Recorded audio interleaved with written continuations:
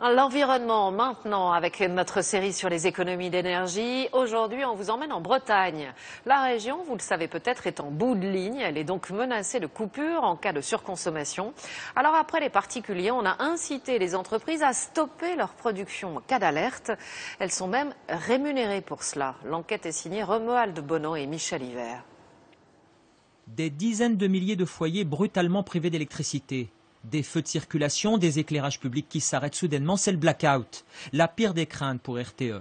Alors depuis quelques mois, une expérimentation originale est en cours en Bretagne pour éviter la rupture du réseau.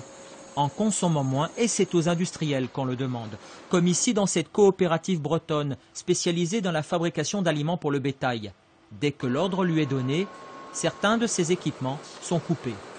Nous tenons vraiment à ce que le réseau breton ne s'effondre pas parce que nous avons d'autres sites industriels qui dépendent aussi du réseau EDF. Et donc là, c'est une idée de maintien du réseau.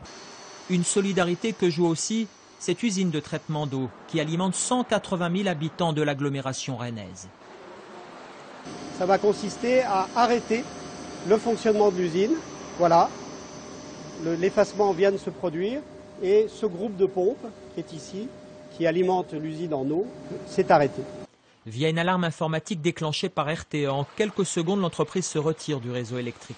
Pour Veolia Eau, ce sont 2 MW, l'équivalent de la consommation électrique de 2000 foyers, qui sont économisés. Ce système mis en place dans plusieurs entreprises permet de passer les fameux pics de consommation en hiver lorsque la demande en électricité est forte le matin et le soir.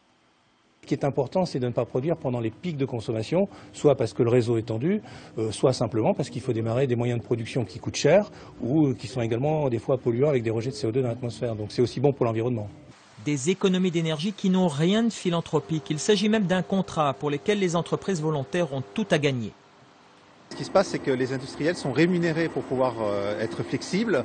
Et donc à la fin, si on regarde le cumul de ce qu'ils ont gagné par la flexibilité et leur consommation, ils peuvent y gagner de 5 à 15% sur leur facture. Pour l'instant, quelques dizaines de mégawatts pourront être économisés dans l'Ouest. Les jours de grand froid, et bientôt l'expérience devrait être étendue à tout le pays.